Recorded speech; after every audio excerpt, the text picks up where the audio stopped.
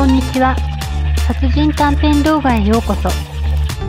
連続殺人者の犯行動機や心理はどのようなものだったのか。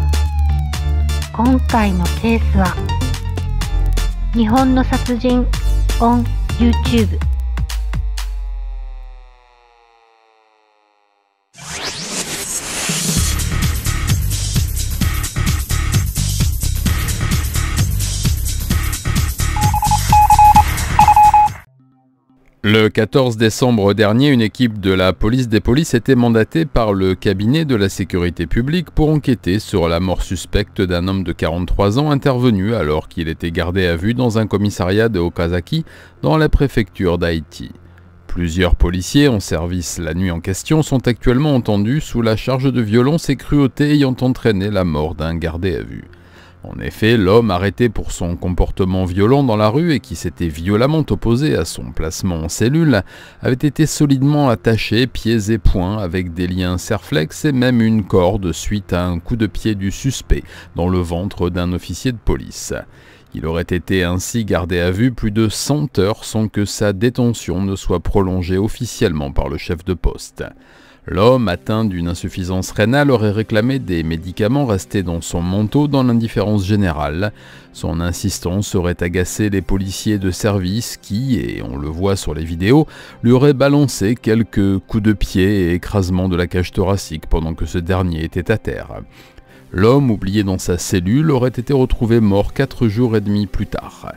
L'enquête a commencé et certains éléments jouent en la défaveur des officiers si ces faits s'avéraient exacts. L'usage des serflex, des cordes et des menottes est lui parfaitement autorisé pendant une garde à vue et ce, sans limite de temps. Pour ce qui est de la durée de la garde à vue, elle est de 72 heures sans justification particulière puis doit être validée par un chef de poste pour une prolongation qui, là, peut durer des semaines.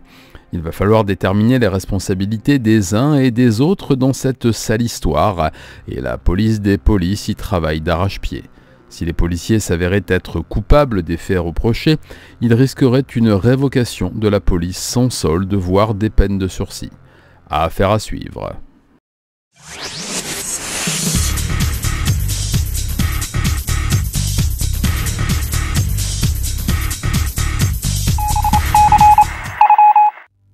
Ce sont 22 officiers de l'administration pénitentiaire de Nagoya qui sont actuellement mis en examen pour violence et torture répétées sur détenus et sont entendus par une commission du ministère de la Justice.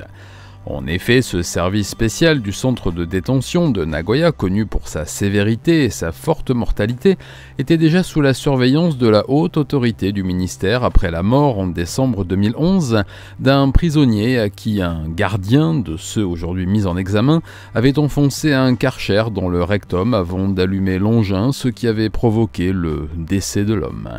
C'est dans ce même service qu'un prisonnier était mort 1 an plus tard, en 2012, après avoir été attaché avec un système de contention tellement serré qu'il lui avait fait éclater des organes internes. Cette unité pour détenus difficiles et violents avait été réorganisée en 2001.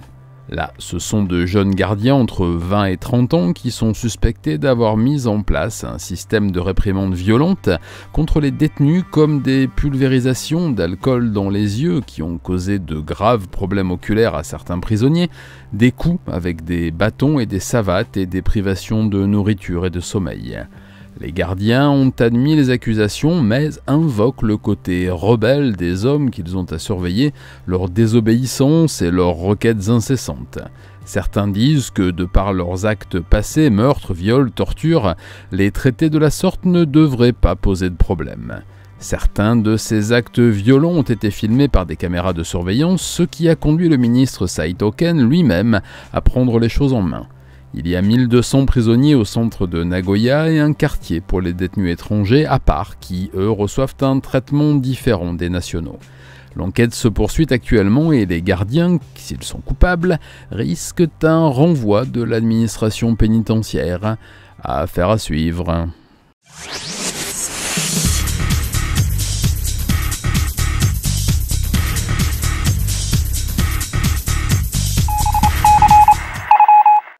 Les dernières statistiques criminelles émanant du ministère de la Sécurité publique datent de 2021 et montrent une baisse considérable des crimes et délits en tout genre, réduisant de 7,5% par rapport à 2020 et devenant ainsi, avec 568 104 crimes et délits, hors délits routiers, le taux le plus faible depuis la fin de la guerre. Alors, certes, la police et la justice s'en félicitent avec raison, mais il y a un chiffre qui vient assombrir tout cela, celui de la délinquance juvénile qui, elle, est en pleine explosion. En effet, d'après le rapport blanc du ministère, les infractions, crimes et délits commis par des mineurs de 14 à 20 ans sont passés de 3,5% du total annuel à 32,1%. En cause, la pandémie et la fermeture des écoles le 2 mars 2020, renvoyant des millions d'écoliers à la maison, donc pour ceux qui ont les deux parents qui travaillent, livrés à eux-mêmes et à toutes les tentations.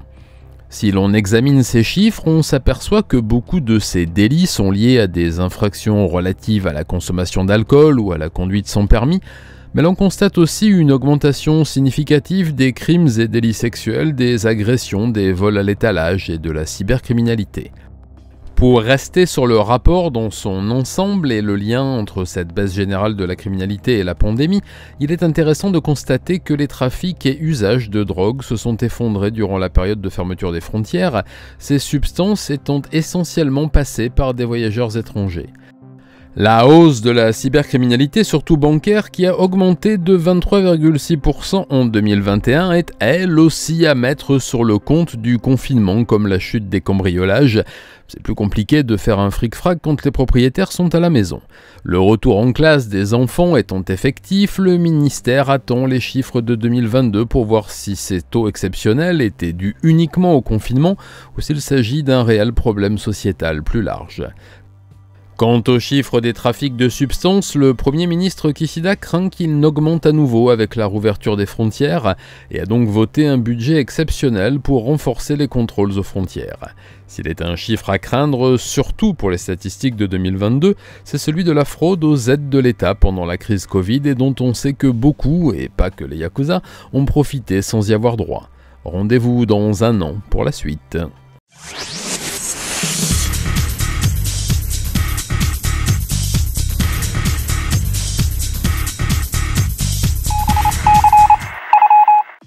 Le 10 décembre 2022, vers 18h30, un homme de 83 ans résidant de Tsukuba dans la préfecture d'Ibaraki a vécu une soirée des plus étonnantes qui aurait pu bien mal se terminer.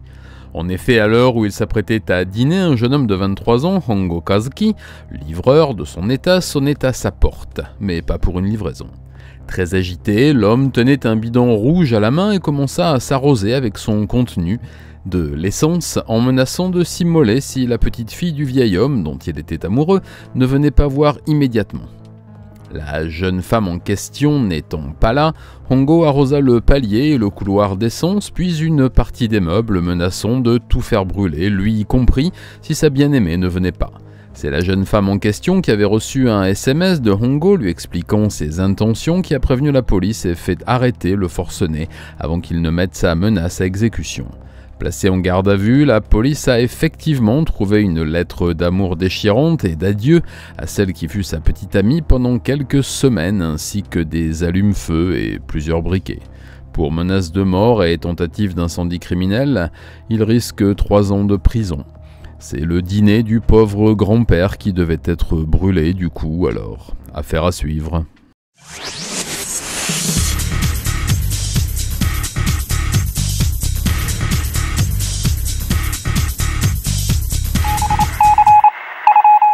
Dimanche 11 décembre, après une énième dispute, Madame Sakaguchi Satomi, 64 ans, attrapait un couteau dans sa cuisine et le plantait à plusieurs reprises dans le cou et la poitrine de son mari Mitsuhiro, 65 ans. Puis, le voyant inanimé dans une flaque rouge à ses pieds, prenant sûrement conscience de ce qu'elle venait de faire, elle appela la police et leur dit qu'elle venait de poignarder son époux et qu'il était certainement mort. Effectivement, lorsque la police arriva accompagnée d'une ambulance, l'homme était presque mort et succombera rapidement à une hémorragie massive.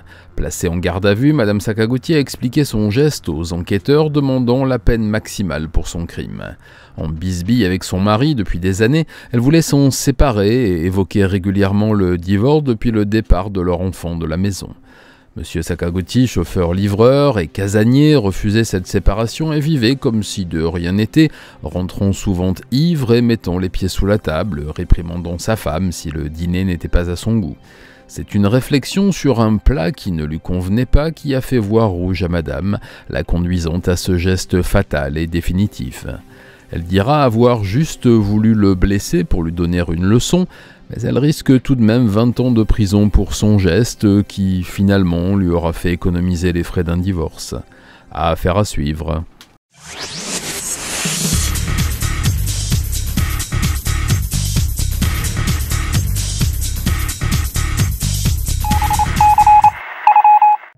Le 10 décembre, la cour de district d'Osaka condamnait Tachikawa Makoto, 30 ans, militant nationaliste et activiste anti-étranger, à 3 ans de prison avec sursis pour plusieurs crimes racistes dont il s'était rendu coupable ces derniers mois.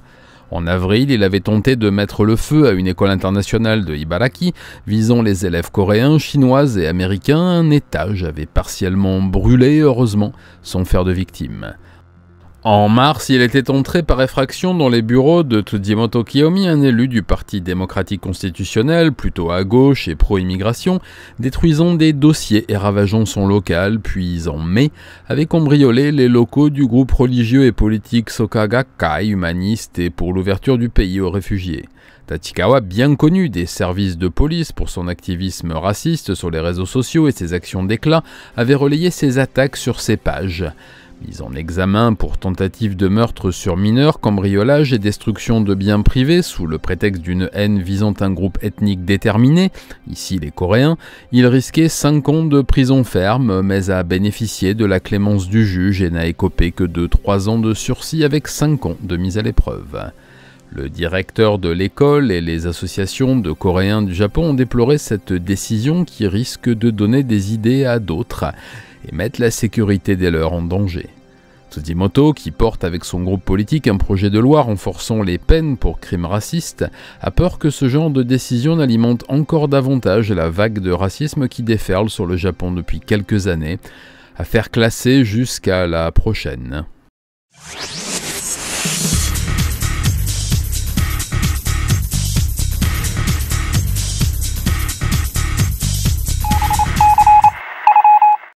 Le 7 décembre, une femme de ménage d'un hôtel d'affaires de Nagoya ouvrait une porte pour refaire une chambre lorsqu'elle trouva le corps d'une très jeune femme en sous-vêtements couchée sur le lit et un sac plastique scotché autour de la tête. La police et les secours arrivés très vite sur place après l'appel de l'employé confirmeront sa mort. Celle qui fut identifiée comme Kako Yori, tout juste 20 ans et étudiante à l'université de Tokai, serait morte d'après son autopsie d'une suffocation due au sac en vinyle sur son visage, mais ne montrerait aucune autre trace de coup sur le corps. En revanche, des traces de violences sexuelles répétées ont été établies. L'analyse des caméras de l'hôtel et les auditions des employés ont permis d'établir que la jeune étudiante était arrivée la veille au soir avec 2 hommes et une femme, tous d'une trentaine d'années, personnes immédiatement suspectées du meurtre et recherchées par la police.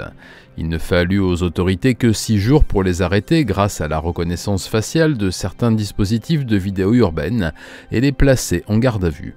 Après une réquisition du procureur, les réseaux sociaux des suspects ont démontré qu'ils étaient en contact avec la victime via les forums et Twitter et échangeaient régulièrement sur des expériences de sexe extrême, de drogue et d'échangisme. La jeune étudiante avait accepté un rendez-vous dans cet hôtel bon marché de Nagoya. Les suspects sont toujours gardés à vue et refusent de parler. Ils vont être confiés à la brigade criminelle. Affaire à suivre.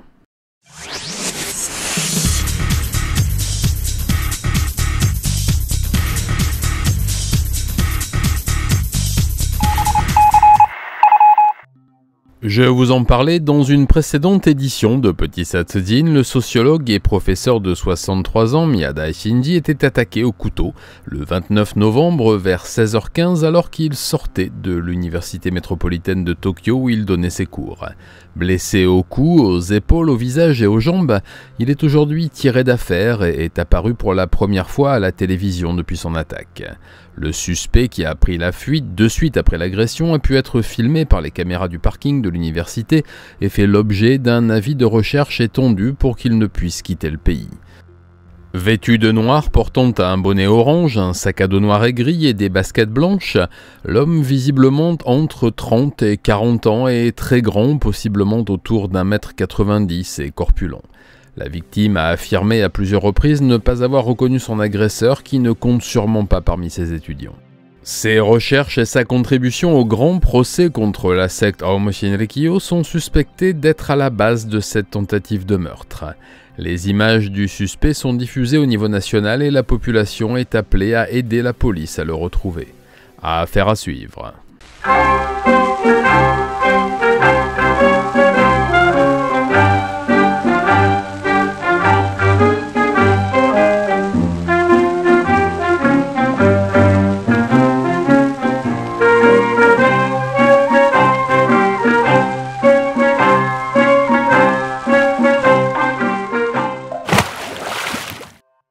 Il vaut mieux être seul que mal accompagné, c'est en substance ce que les anciens de ma morne jeunesse rabâchaient aux acariâtres et aux moches qui se retrouvaient solo passé 20 ans, rarement par choix, la chasteté n'étant pas la valeur prépondérante dans ma France rurale des années 70. Certains, peu désireux de se cogner une revêche, prenaient le maquis passé le régiment, consacrant leur vie à la terre et à la chopine, d'autres, rattrapés par la patrouille, convolaient avec Stéphanie engrossée par erreur pendant une permission. S'il n'y avait point de honte à n'être pas marié, le vieux garçon ou la vieille fille, c'est comme ça qu'on appelait les incels dans la France giscardienne, n'avait de vie sociale que celle que les couples voulaient bien leur donner, substitut de bouffons à moindre frais dans les sauteries du dimanche. Si les bobinards ruraux se doraient les pendentifs aux 24 carats en pompant les subsides de la mutualité agricole, le reste de la population commerçante et laborieuse des territoires perdus de la modernité se cassait le dos sur des tracteurs qui avaient connu le mildiou ou des chaînes de montage d'avant les congés payés. Alors, même si l'envie de partager de la mauvaise humeur le jour et des mauvaises odeurs la nuit, définition du mariage selon Maupassant, Monterland ou Guitry, les experts en citation n'ont jamais pu se mettre d'accord, leur parcouraient l'échine lors des longues soirées d'hiver au coin du feu. Le vieux garçon s'empâtait, lisait son avenir dans le mar de piquette et parait son tarin du plus beau violet. La vieille fille, elle, geste sans retour possible, passait une blouse tablier et un défrisable au vent, astiquait son bulgum en regardant Sabatier. Si la solitude n'a pas disparu de nos contrées, elle a changé de visage et déserte les bistrots et les cuisines pour les forums et les crachoirs à haine virtuelle. Le Japon, société qui, comme disaient les cons, moi le premier, balance entre tradition et modernité, n'est pas en reste dans la gestion schizophrénique de ces oubliés du bonheur conjugal. Comme pour la France, le célibataire urbain et le célibataire rural n'ont en commun que le nom car ils obéissent à deux réalités différentes. Moi, je n'obéis à personne et je vous en prie, passez devant. C'est dans une petite commune rurale près de Tomé, dans la préfecture de Miyagi, que vit Ogata Etsuko, 39 ans, comptable, célibataire et seul, tellement seul. Depuis presque 20 ans, Etsuko partait de son petit appartement du premier étage dans cette maison partagée en deux, faisait le kilomètre qui la séparait de son travail à vélo et rentrait chaque soir par le même chemin, s'arrêtant au supermarché pour y acheter de quoi manger et quelques canettes de Chuhai, un cocktail bon marché fait de mauvais alcool et de soda. Avant que l'ivresse ne l'emporte, elle se disait qu'il allait falloir se décider à parler à ce garçon du service courrier qui lui souriait depuis des semaines, des mois et bientôt des années. En 2020, elle fit comme tous ses collègues du service compta, on lui donna un ordinateur portable, une connexion sécurisée et elle fut invitée à travailler à la maison. Bouclant ses bilans plus vite que son ombre, elle se perdit sur les internets, visita le monde derrière son écran, osa enfin parler quelques mots d'anglais aux garçons empressés qui venaient la saluer du monde entier, rendant hommage au sourire resplendissant qu'elle arborait sur sa photo de profil, enfin, presque. complexé depuis toujours par son physique, Etsuko, 1m51 pour 65 kg, avait emprunté la beauté virginale d'un mannequin anonyme de son âge aux proportions inversées. D'un naturel enjoué, blagueur et communicatif, elle devint assez populaire sur les forums d'échanges culturels internationaux et comptait même quelques courtisans empressés qui brûlaient d'envie de la rencontrer. Elle jeta son dévolu sur Giovanni, un Italien de son âge, beau comme une statue grecque et au message tellement romantique. Très vite, elle quitta les forums et se cantonna aux seuls échanges avec son amoureux, celui dont elle connaissait tout, dans les moindres détails, le genre photographe du réel façon Norman. Alors pour donner le change, Etsuko écuma les sites érotiques d'abord pour trouver des corps dénudés qui correspondaient peu ou prou à sa photo de profil, puis elle dut tomber à l'étage du bas, celui des mères au foyer qui exhibent leur origine du monde pour quelques piécettes, leur volant leurs ébats solitaires sur le lino de leur cuisine. Mais l'infâme virus qui tenait les amoureux éloignés n'en finissait pas de garder closes les portes du bonheur et des aéroports, et Etsuko comme Giovanni se languissait. Il le lui avait promis, il larguerait tout pour elle, sa maison de Toscane, sa situation en or, sa Porsche 911 et ses amis fortunés, et viendrait s'installer avec elle dans cet endroit improbable, l'un des plus isolés du Japon, pour y vivre une idylle sans fin. Et là vous vous dites qu'elle va demander à une copine jolie de prendre sa place et que le bel amoureux va tomber amoureux de la doublure, eh bien que nenni mes amis. Pour une fois, laissez-moi vous conter la fin, enfin presque, d'une histoire qui partait mal et finira bien, après tout c'est bientôt Noël. Prenant son courage à deux mains, Etsuko vit dans la rouverture des frontières et l'arrivée prochaine de son prétendant l'occasion de tout lui dire. De l'autre côté de la planète, le bel Italien bouclait ses valises et s'envolait pour la grande aventure. La comptable ingénue avait bien tenté de faire des régimes, du sport même, pour s'approcher un peu de ce à quoi elle était censée ressembler, mais le stress l'a replongée dans la bière et les crèmes glacées, ce qui lui avait fait reprendre quelques livres. Alors le jour venu, elle prit le train pour Tokyo, la grande aventure pour cette indécrottable provinciale, prit une navette pour l'aéroport international de Narita, vous savez, celui qui n'est pas pratique, et attendit son bien-aimé, les mains moites et le cœur en pleine explosion. Pour des raisons techniques, le beau Giovanni avait pris un vol Turkish Airlines et bientôt Etsuko vit s'afficher le numéro tant attendu sur le tableau des arrivées. Levant bien haut le carton sur lequel elle avait inscrit le nom de son promis, elle observa les vagues de voyageurs masqués sortir du contrôle des bagages. Elle ne pouvait pas le louper, lui, le grand blond de presque 1m90 à l'allure athlétique et aux cheveux fous. Soudain, quelqu'un tapota son avant-bras, un petit homme ventru, chauve et arborant une grosse moustache dépassant du masque comme le persil du cabas d'une vieille MLF. Il lui demanda si elle était Etsuko dans un anglais très approximatif, et elle lui répondit que oui, dans la même langue. Se grattant le haut du crâne, qui ressemblait plus à un genou qu'à la queue d'un renard, il la regarda dans les yeux et lui dit qu'il avait quelque chose à lui dire de la part de Giovanni. Je vous laisse imaginer la suite et vais vous dire au revoir et joyeuses fêtes, même si cette vidéo ne passe pas avant Noël, on verra. Vous saurez l'année prochaine ce qui est arrivé à la jeune femme et en attendant, n'oubliez pas que la vie est toujours plus forte que toutes les illusions et que l'amour n'a souvent pas besoin d'artifice pour être sincère, enfin, si tant est qu'il existe. Moralité, allez, non pas aujourd'hui, je vous en fais grâce. À très bientôt les amis, je vous aime et je vous souhaite le meilleur pour l'année à venir. Voilà, cette 68e édition de Petit Satsujin est presque terminée, mais avant je voulais vous remercier pour la magnifique année que nous venons de passer ensemble. Vous êtes 5000 petits nouveaux à être arrivés cette année, c'est incroyable. Soyons fous et disons que nous fêterons les 40 000 abonnés pour la Noël 2023. Chiche. Mais en attendant, n'oubliez pas de vous abonner si ce n'est pas déjà fait, d'activer la cloche pour être mis au courant des sorties à venir et de commenter, liker, partager cette vidéo si elle vous a plu, enfin vous connaissez la routine. Si vous le voulez, vous pouvez soutenir la chaîne qui en a bien besoin, croyez-moi, en laissant un Super Thanks, le bouton en forme de cœur sous la vidéo, c'est mignon.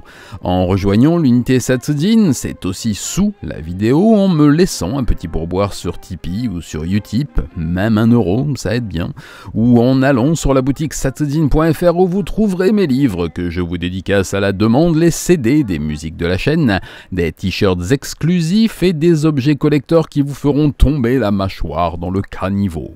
Rejoignez-moi sur mes réseaux sociaux, Twitter, Instagram, Facebook et TikTok. J'y suis assez présent et y poste régulièrement des photos de ragondins albinos. Bon, ok, pas régulièrement, mais j'en ai déjà posté. Allez, je vous laisse, c'est Noël! Joyeux Noël, fait! Matane.